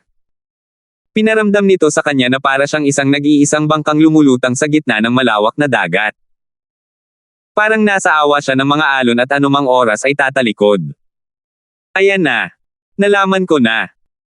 Sa kritikal na sandali, nang ang orb ay tumatama patungo kay Alvin, nagkaroon siya ng isang epiphany na tutulong sa kanya na makarating sa ikaapat na yugto ng Supreme Sword Dao Mental Cultivation Method Sovereign Heart Sword. Pakiramdam niya ay nasagot na ang lahat ng mga tanong na naging hadlang sa kanyang pagtawid mula sa ikatlo hanggang ikaapat na yugto ng Supreme Sword Dao Mental Cultivation Method Sovereign Heart Sword. Nawala na ang hadlang. Nang ang mapaminsalang orb ay isang hibla na lamang ng buhok ang layo, hindi na nakaramdam ng pagkabalisa si Alvin. Sa halip, kakaiba ang kanyang pagiging kalmado.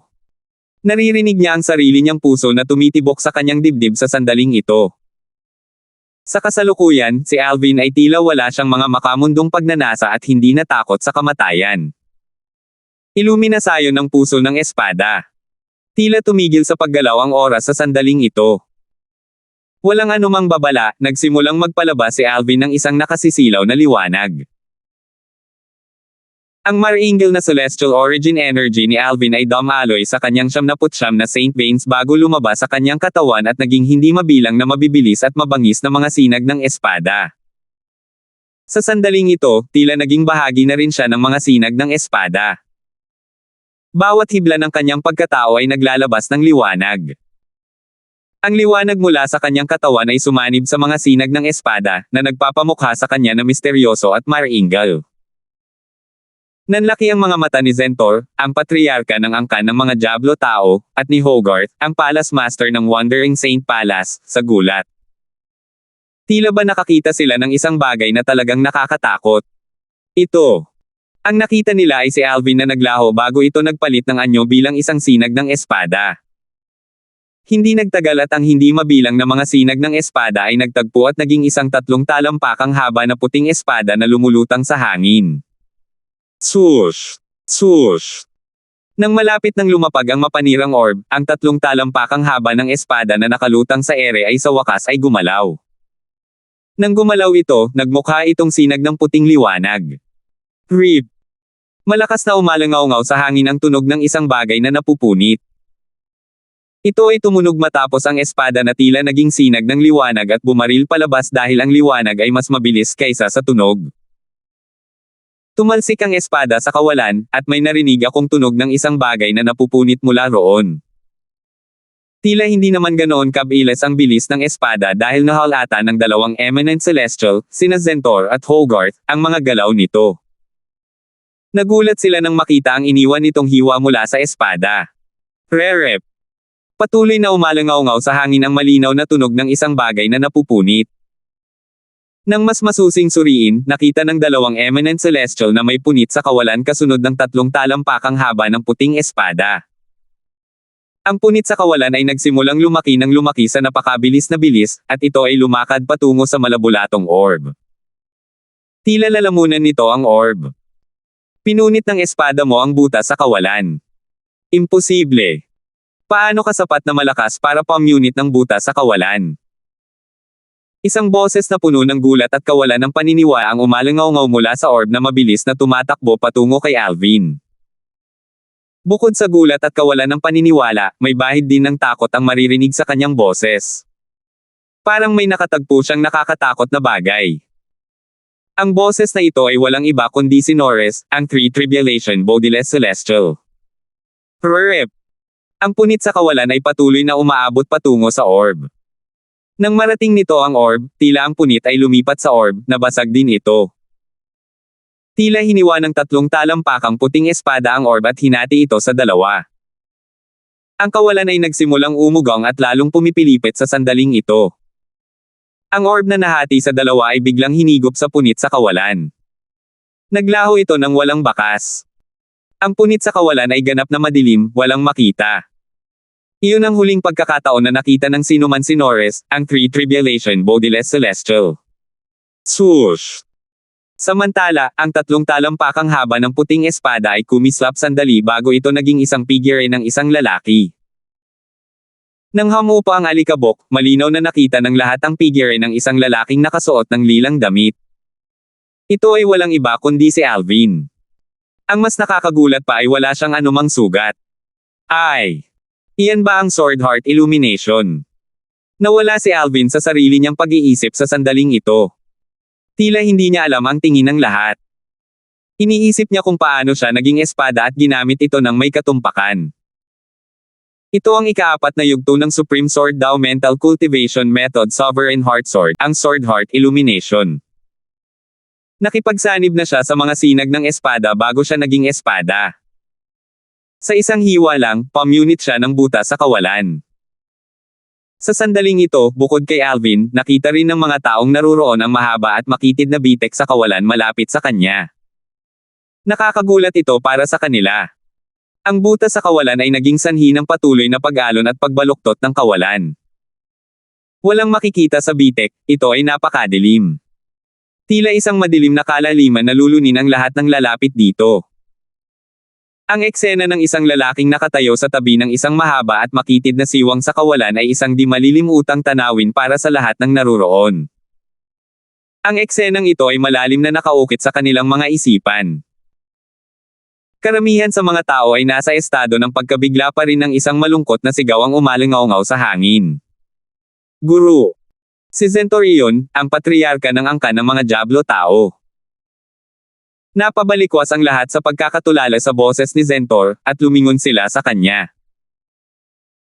Baka sa mukha ni Zentor ang matinding paghihirap habang tinitingnan ang sirang soul pearl sa kanyang palad na lumitaw sa hindi malamang oras at ang bitek sa kawalan malapit kay Alvin. Malinaw na makikita sa kanyang mukha ang sakit at kalungkutan ng pagkawala ng isang taong mahalaga. Iyan ay ang Soul Pearl ay pagmamayari ng Panginoong Patriarka, si Norris, ang Three Tribulation Bodiless Celestial, tama ba? Tanong ng isang tao sa mahinang boses. Agad na nagdulot ng kaguluhan ang mga sinabi ng taong iyon. Patay na si Senior Lord. Paano? Paano ito naging posible? Isa siyang Three Tribulation Bodiless Celestial, at mas malakas siya kaysa sa isang Eminent Celestial. Paano siya mapapatay ng isang Eminent Celestial? Imposible. Sa tingin ko may mali. 2,329. Nagulat ang lahat. Karamihan sa kanila ay hindi makita ng detalyado ang nangyari dahil sa limitadong lakas. Gayunpaman, ang resulta ay ikinagulat nila. Si Norris, isang celestial na walang katawan sa Three Tribulation at amo ng kanilang Lord Patriarch, ay napatay ni Alvin, ang Young Mansion Master ng Asher Cloud Mansion. Bukod pa rito, tila napatay siya sa isang suntok lang. Isang ekspresyon ng pagkabigla at kawalan ng paniniwala ang makikita sa mukha ni Hogarth. Nanlaki ang kanyang mga mata habang nakatingin sa luha sa kawalan malapit kay Alvin. Pinunit niya ang kawalan. Paano siya naging ganito kalakas? Batay sa kanyang kaalaman, ang mga may kakayahang punitin ang kawalan gamit ang kanilang mga atake ay ang mga Four Tribulation Bodiless Celestials o mas malakas pa. Bagamat malalakas ang Three Tribulation Bodiless Celestials, hindi pa rin nila kayang punitin ang kawalan. Ito rin ang dahilan kung bakit nag-iwan lamang si Norris ng mga distortion sa kawalan nang umatake siya, hindi siya sapat na malakas para punitin ang kawalan. Nahirapan siyang tanggapin ito. Ang kasalukuyang lakas ni Alvin ay maihahambing sa isang Four Tribulation Bodiless Celestial.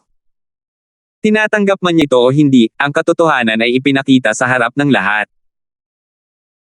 Bagamat hindi malinaw na nakita ni Hogarth ang labanan sa pagitan nina Alvin at Norris, bilang isang eminent celestial, malabo niyang nakita na napatay ni Alvin si Norris sa pamamagitan lamang ng isang atake matapos umatake si Norris ng buong lakas.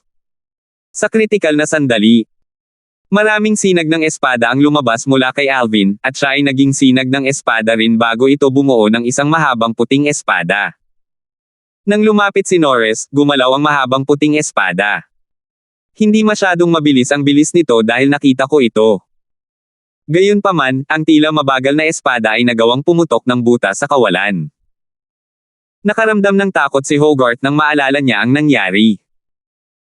Sa isang hiwa lamang, ang espadang tila binago ni Alvin ay nagawang mag-iwan ng makitid ngunit mahabang punit sa kawalan. Base sa haba at lapad ng punit, tila mas malakas si Alvin kaysa sa isang Fourth Tribulation Bodiless Celestial. Naisip ni Hogarth sa sarili. Si Alvin na nakatayo sa malayo ay yumuko upang mag-isip. Maya-maya, nagsimula siyang gumalaw sa ilalim ng mapagmasid na mga mata ng lahat. Itinaas niya lang ang kanyang kamay at isang nakasisilaw na puting sinag ng espada ang lumabas mula sa kanyang palad. Ito ay naging isang espada na hinawakan niya sa kanyang kamay. Pakiramdam ko ay hindi ko na kailangang gumamit ng kahit anong teknik para magbutas sa kawalan. Naisip ni Alvin sa sarili habang hinihiwa niya ang kawalan gamit ang puting espada na nabuo niya gamit ang kanyang Celestial Origin energy na pinagsama sa niyang Saint Origin. Kumilos siya sa katamtamang bilis. Nakita ng lahat ang galaw ni Alvin. Isang bitek ang lumitaw sa likuran ng puting espada. Gayunpaman, ang laki ng bitek ay walang-wala kumpara sa bitek kanina. Tutal, ang naunang bitek ay napunit ng gamitin ni Alvin ang kanyang divine abilities, martial tactics, at ang Sovereign Heart Sword. Ang bitek na ito ay napunit gamit lamang ang kanyang panloob na puwersa. Paano? Paano ito naging posible? Nang makita ito ng dalawang pinuno ng 3 palasyo at 6 na bulwagan, lalo silang natigilan sa lakas ni Alvin.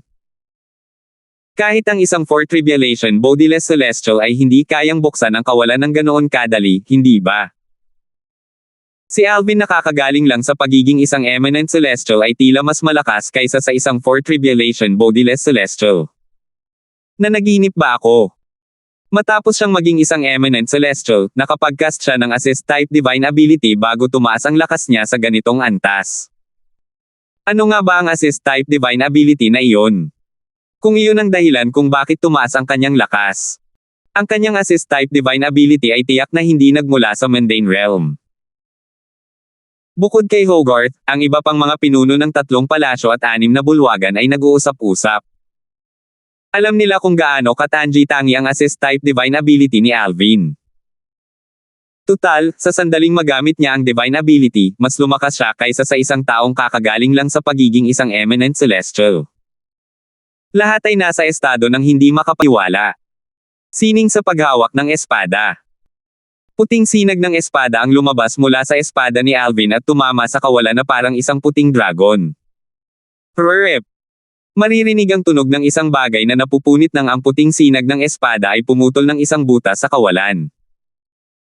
Ang espasyo sa paligid ni Alvin ay pumiyok at tila isang piraso ng papel. Swoosh! Swoosh! Swoosh! Habang nagpapatuloy ang sinag ng espada sa kanyang tinatahak, ang kawalan sa paligid ni Alvin ay napunit na parang isang piraso ng papel.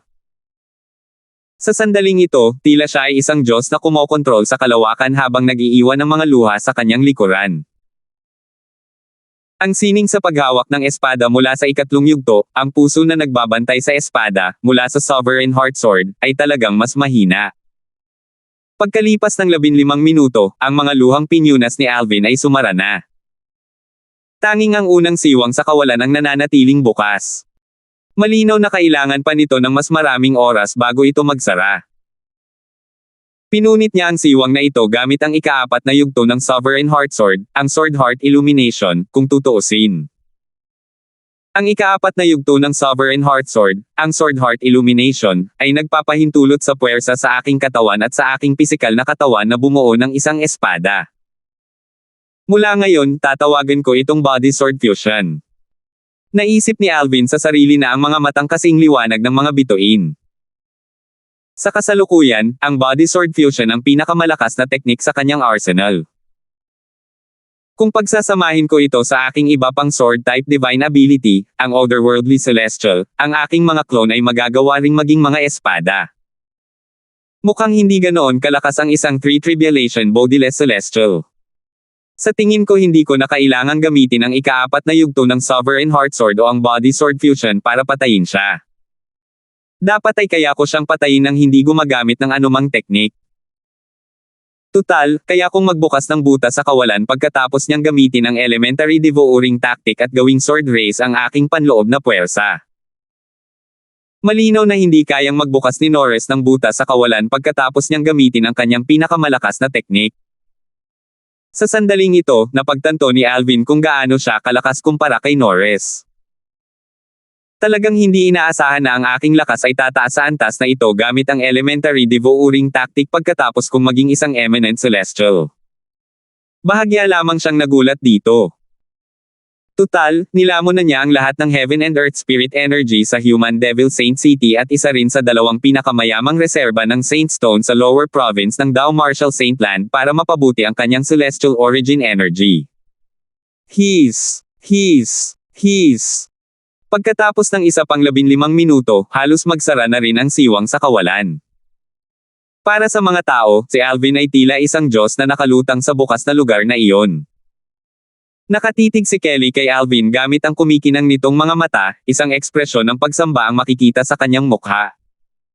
Kapatid na tiyan. Napakahusay ni tatay, sabi ni Vilma, na bulag na umiidolo sa kanyang ama. Samantala, tiningnan ni Brianna si Alvin nang may masalimuot na emosyon sa kanyang mga mata. Siya. Sa totoo lang ay napakalakas. Nang tumitig si Wendy kay Alvin, ang emosyon sa mga mata nito ay mas masalimuot pa kumpara kay Brianna. Wala na akong pinagsisisihan sa buhay ko na nagkaroon ako ng ganitong Panginoon. Sabi ni Pluto na may ekspresyon ng pagmamalaki sa kanyang mukha. Lahat ng makakakita sa kanyang ekspresyon ay malalaman na si Alvin ang kanyang Panginoon. Kapatid na Alvin. Bagamat masaya si Eseng para kay Alvin, nahihiya pa rin siya sa sarili. Kaya naman, nahirapan siyang tawagin si Alvin. Si Fredo, na nakatayo sa tabi ni Wendy, ay nakatitig kay Alvin nang may takot. Sa sandaling ito, ang maladyos na si Alvin na nakatayo sa malayo ay biglang lumingon kay Zentor, ang patriarka ng angkan ng mga tao Diablo. Same time niyang sinabi, Patriarka Yang. Humihingi ako ng paumanhin. Hindi ako nakapagpigil sa oras at aksidenteng napatay ko ang inyong Panginoon. 2330. Humihingi ako ng paumanhin sa aksidenteng pagpatay sa iyong Panginoon. Ang mga salita ni Alvin kay Zentor, ang patriarka ng angkan ng mga tao-demonyo, ay nagpatigil sa lahat. Aksidenteng napatay ang iyong Panginoon. Halatang kinukutya ni Alvin si Zentor, pero ano ang magagawa nila? Panginoong Patriarka. Ang mga tao mula sa 3 palasyo at 6 na bulwagan ay lumingon kay Zentor. Walang kahirap-hirap na napatay ni Alvin ang Panginoon ng Patriarka, isang 3 Tribulation Bodiless Celestial, sa isang galaw lamang. Natural, mas magiging madali para sa kanya na patayin ang Patriarka ng angkan ng mga Diablo tao. Bagamat mataas ang tingin nila sa kanya at iniisip na makapangyarihan siya, alam nilang hindi siya maaaring maging mas malakas kaysa sa kanyang Panginoon. Maging ang amo ng Lord Patriarch, isang 3 Tribulation Bodiless Celestial, ay nahulog na sa mga kamay ni Alvin. Sino pa sa Human Devil Clan ang may kakayahang talunin siya? Napatay niya ang isang makapangyarihang 3 Tribulation Bodiless Celestial sa isang atake lang. Tiyak na magiging madali lang kung gusto niyang patayin si Lord Patriarch na mas mahina kumpara sa isang 3 Tribulation Bodiless Celestial. Mukhang dumanas ng kalamidad ang ating angkan ng mga tao-demonyo ngayon. Marami sa mga tao mula sa 3 palasyo at 6 na bulwagan ang may malungkot na ekspresyon sa kanilang mga mukha. Nabalot sila ng kawalan ng kakayahan at inakala nilang ito na ang katapusan ng angkan ng mga Diablo tao. Tutal, ang angkan ay nasa ilalim ng banta mula sa isang maladyos na makapangyarihang nilalang na kayang pumatay ng isang celestial na walang katawan na may 3 kapigatian sa isang suntok lamang. Si Zentor, Ang patriarka ng angkang Human Devil, na labis na nagalit sa mga salita ni Alvin, ay sa wakas ay nagsabi, "Alvin." Huminga siya ng malalim habang malamig na tinitigan si Alvin at patuloy na sinabi, "Sa tingin mo ba talaga ay walang sino man sa angkang Human Devil ang makakatalo sa iyo dahil lang sa pinatay mo ang aking Panginoon? Kahit na ang iyong lakas ay maihahambing sa isang 5 o 6 tribulation bodiless celestial, madali ka ring madurage ng ninuno ng angkang Human Devil." Maririnig ang respeto at paghanga sa kanyang boses habang nagsasalita siya tungkol sa ninuno ng angkang Human Devil. Parang ang ninuno ang pinakadakilang nilalang na nabuhay kailanman. Batay sa kanyang mga salita, tila ang ninuno ng angkang Human Devil ay mas malakas kaysa sa isang 5 o 6 tribulation bodiless celestial. Ang ninuno. Nang matapos magsalita si Zentor, lahat mula sa 3 palasyo at 6 na bulwagan ay natulala. Hindi naiiba sina Hogarth, ang Palace Master ng Wandering Saint Palace, at Bruno, ang Vice Palace Master ng Great Spirit Palace. Nanlaki ang kanilang mga mata sa gulat, ngunit may bahid din ng pananabik ang makikita sa kanilang mga mata. Ang ating ninuno ay buhay pa. Dahil sila ay mula sa angkan ng mga tao Diablo, may alam sila tungkol sa mga walang katawan na celestial sa angkan ng mga tao Diablo. Isa sa kanila ang ninunong binanggit ng kanilang patriarka. Naalala nila ang huling pagkakataon na nagpakita ang ninuno ng angkan ng mga tao Diablo ay mga 2,000 taon na ang nakalilipas. Noong panahong iyon, isa na siyang 5 tribulation bodiless celestial. Kung buhay pa siya, posible na isa na siyang 7 o 8 tribulation bodiless celestial ngayon. Dahil nabanggit ni Zentor, ang kanilang patriarka, ang ninuno, nangangahulugan ito na buhay pa siya. Pinaikit ni Alvin ang kanyang mga mata habang nakatingin kay Zentor. Isang bahagyang ngiti ang makikita sa kanyang mukha. Bagamat nakangiti siya sa panlabas na anyo, hindi niya maiwasang makaramdam ng kaunting takot sa loob. Batay sa iyong sinabi, ang iyong ninuno ay kahit papaano ay isang 7 tribulation bodiless celestial. Nihalata ni Alvin na hindi nagbibiro ang patriarka ng angkan ng mga tao demonyo. Kaya niyang pekay ng mga salita niya, pero hindi niya kayang pekay ng tingin sa mga mata nito. Bakit? Sa wakas ay natatakot ka na ba? Ngumisi si Zentor nang marinig ang tanong ni Alvin. Natatakot? Tumawa si Alvin. Siguro. Sandali siyang tumigil bago nagsalita, gayunpaman, paano kung ang ninuno ng Human Devil Clan ay isang 7 tribulation bodiless celestial? Kung hindi ako nagkamali, wala siya rito ngayon. Malamang hindi siya makakarating dito sa tamang oras, di ba? Nagdilim ang ekspresyon ni Zentor sa bawat salitang lumabas sa bibig ni Alvin. Ito ay dahil tama ang hula ni Alvin. Pinalawak ni Alvin ang kanyang banal na kamalayan at hinaranggan ang lugar na nakapalibot kay Zentor habang sinasabi niya, "Sigurado akong pamilyar ka sa kasabihang, hindi mapapatay ng malayong tubig ang apoy sa malapit. Tiwala akong mapapatay kita at makakatakas bago mo subukang kontaken ang ninuno ng iyong angkan." Gaano man kalakas ang isang 7 tribulation bodiless celestial, sa tingin mo ba ay mahahanap niya ako sa malawak na Dao Marshall Saint Land? Gamit ang kasalukuyan kong lakas, kaya kong magpunit ng butas sa kawalan at tumungo sa Upper Province kahit kailan ko gusto. Nang magsalita si Alvin, patuloy na dumilim ang ekspresyon ni Zentor. Kumislap ang kanyang mga mata habang nawawala siya sa kanyang mga iniisip. Alam niyang wala siyang magagawa kay Alvin sa sandaling ito. Alvin, paano mo nalaman? Paano kung nandito ang ating ninuno? Maaaring nagtatago siya sa dilim at pinapanood ka na parang isang langgam. Madali kanyang madudurog. Ganoon ba? Lumawak ang ngiti sa mukha ni Alvin. Kung ganoon nga, hayaan mong subukan kitang patayin, ang patriarka ng angkan ng mga Diablo tao. Tingnan natin kung patuloy siyang manood. Pagkasabi niya noon, biglang nagbago ang kanyang aura. Ang kanyang intensyong pumatay ay nagsimulang kumalat sa kanya ng paunti-unti. Nako! Isang malakas na bugzo ng hangin ang biglang lumitaw mula sa kung saan, kinakalaskos ang damit ni Alvin. Para siyang Diyos ng kamatayan sa sandaling ito. Galit na sigaw ni Zentor, "Alvin!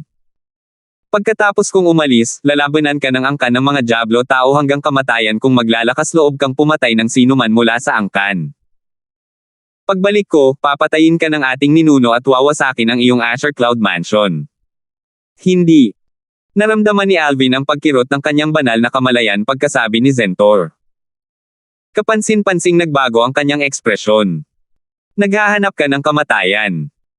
Hindi nagatubili si Alvin nang ang kanyang celestial origin energy ay biglang lumabas sa kanyang katawan patungo sa kanyang 79 na Saint Vein sa isang iglap lamang at bumuo ng 10,000 sinag ng espada. Bukod doon, tila siya ay naging isa rin sa mga sinag ng espada.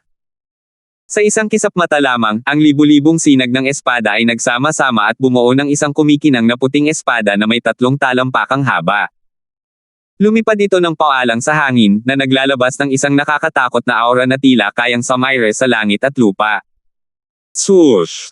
Nang lumitaw ang espada, hindi ito gaanong kumikinang at sumugod.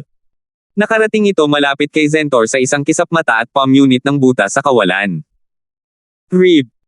Patuloy na lumalaki ang butas at kalaunan ay umabot sa kinatatayuan ni Zentor.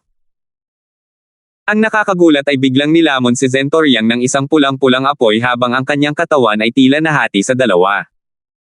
Tila ginamit niya ang teknik na ito pagkatapos niyang magsalita. Ang kawalan ay madang napunit na parang isang piraso ng papel. Si Zentor ay tila isang larawan sa isang piraso ng papel na napunit sa dalawa. Gayunpaman, hindi siya nahulog sa butas sa kawalan. Sa halip, unti-unti siyang naglaho sa kawalan. Lalong naging malungkot ang ekspresyon ni Alvin nang makita niya ito. Nakatakas talaga siya. Anong teknik iyon? Naisip niya sa sarili.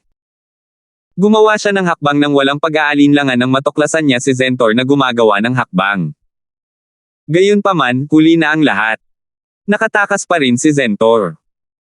Tuluyan nang nawala si Zentor sa radar ng kanyang banal na kamalayan. Kanina, sa tingin ko ay dinurog niya ang isang pulang dugong jade sleep. Pagkatapos, isang pulang dugong apoy ang nagsimulang lumunin siya. Nakatakas na siya nang punetin ko ang puwang. Humanga si Alvin sa teknik ni Zentor. Biglang may umalangaw-ngaw na malakas na sigaw sa ere. Fiery Blood Evasion Talisman. Salamat po at sinamahan ninyo ako, ingat lagi mga master.